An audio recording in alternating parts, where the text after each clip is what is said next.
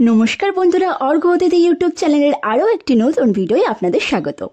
দীঘা ঘুরতে গিয়ে যদি দীঘার মোহনায় না যাওয়া হয় তাহলে কিন্তু দীঘার আসল সৌন্দর্য থেকে বঞ্চিত হতে হবে।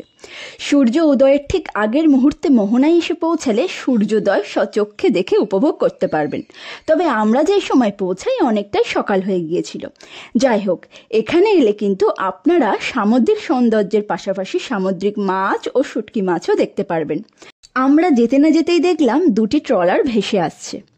শুনেছি দীর্ঘদিন ধরে মৎস্যজীবীরা ট্রলারে করে মৎস্য শিকার করে তারপর ফেরে। ততদিন সমুদ্র বক্ষেই নিজেদের জীবনকে বিপন্ন করে দিন যাপন করেন।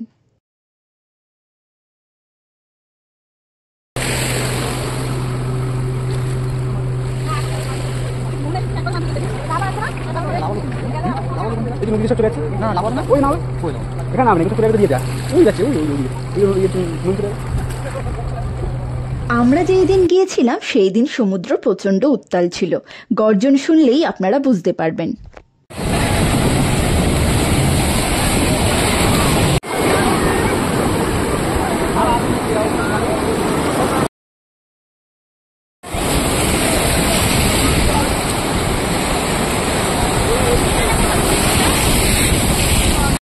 তাই বেশিক্ষণ ওই স্থানে আমরা দাঁড়াতে পারিনি।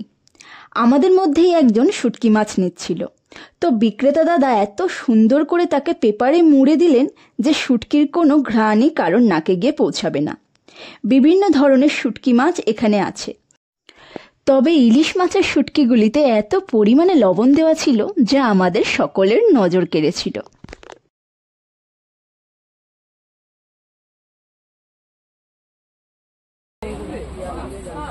ইলিশের মধ্যে লবণ ঢুকিয়ে পুরো ভর্তি করে তুলতে, দেখেন এরকম ইলিশের লবণ দেখো কিরকম পড়ছে।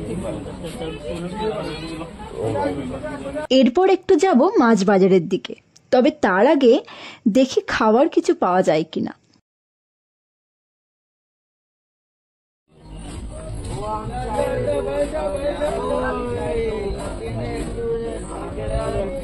সেই পথেই আমি যখন ভিডিও করতে করতে যাচ্ছিলাম তখন ওই সহজ সরল মানুষটি আমাকে নিজে থেকেই বিক্রয় করার জন্য রাখা তার হাঁসগুলি দেখাতে চাইলেন এবং তিনি উৎসাহের সাথে হাঁসগুলির বাঁধন খুলে দিলেন। কোথাও ঘুরতে গিয়ে যখন এই সকল মানুষদের সাথে পরিচয় হয় তখন খুবই ভালো লাগে। এগুলি কি হাঁস বা কি প্রজাতির তা ওনার মুখ থেকেই শুনুন।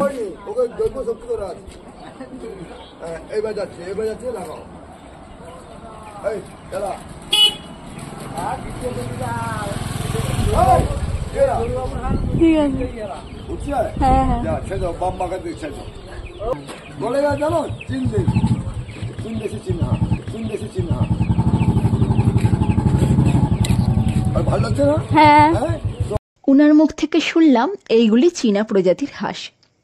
যাই হোক, সকালের টিফিনে খেলাম পেটাই পরোটা, ঘুগনি ও ডিমের অমলেট। এইবার যাব মাছ কিনতে। আমরা পমফ্রেট মাছ কিনবো আগে থেকেই ঠিক করে রেখেছি।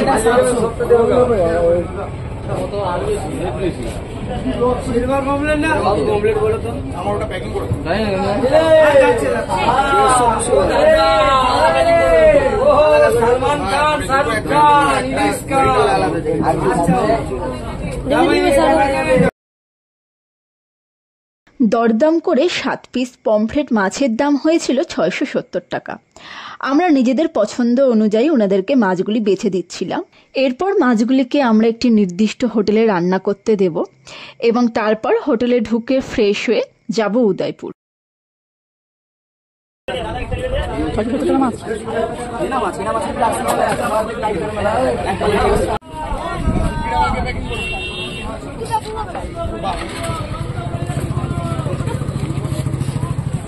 ইলিশ হুড়ি পাকা আমার পরে আইছি, হুড়ি পাকা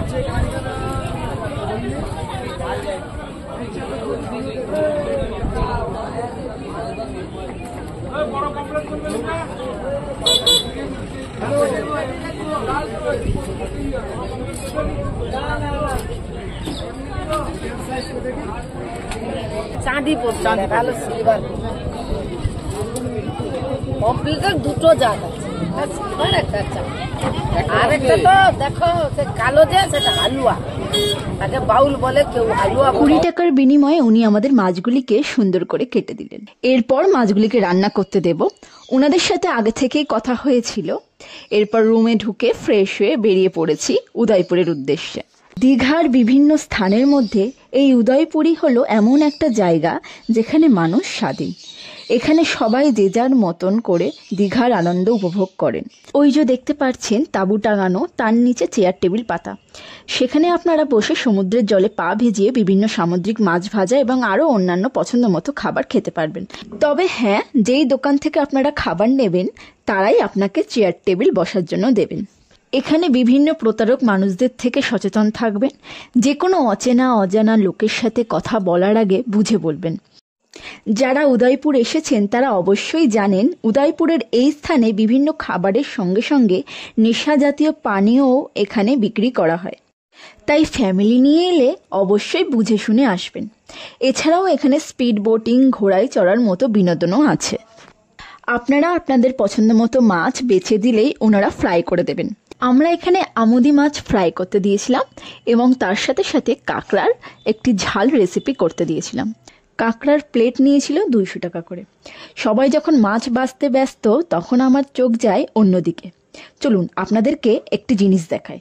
সমুদ্র স্থানে বেড়াতে এলেই আমার বরাবরই সামুদ্রিক প্রাণী দেখতে খুবই ভালো লাগে। অজস্র তারা মাছ দেখি চারিদিকে ছড়িয়ে ছিটিয়ে আছে। তারার মতো দেখতে হওয়ার জন্য এদেরকে স্টারফিশ কিংবা তারা মাছ বলে। এদের মস্তিষ্ক ও রক্ত থাকে না, তবে চোখ থাকে। কোনো কারণবশত এদের হাত কেটে গেলে তা পুনরায় সৃষ্টি হয়। এরা বিভিন্ন রঙের হয়, যেমন লাল, নীল, ধূসর ইত্যাদি। এরা শিকারী প্রকৃতির হয়ে থাকে। সামুদ্রিক ছোট ছোট প্রাণী খেয়ে এরা বেঁচে থাকে। ভেবেছিলাম উদয়পুরে এসে সমুদ্রে নামবো, কিন্তু চারিদিকে এত কাদা দেখে আর নামিনি। তবে হোটেলে ফিরে সুইমিং পুলে নেমেছিলাম।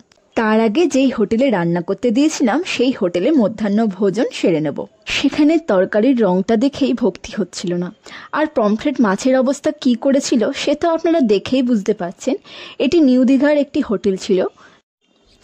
যাই হোক, সকলকে ধন্যবাদ জানিয়ে ভিডিওটি শেষ করলাম। ভিডিওটি ভালো লাগলে লাইক ও কমেন্ট করে দেবেন। আর আরও আকর্ষণীয় ভিডিও দেখতে হলে চ্যানেলটিকে অবশ্যই সাবস্ক্রাইব করে দেবেন।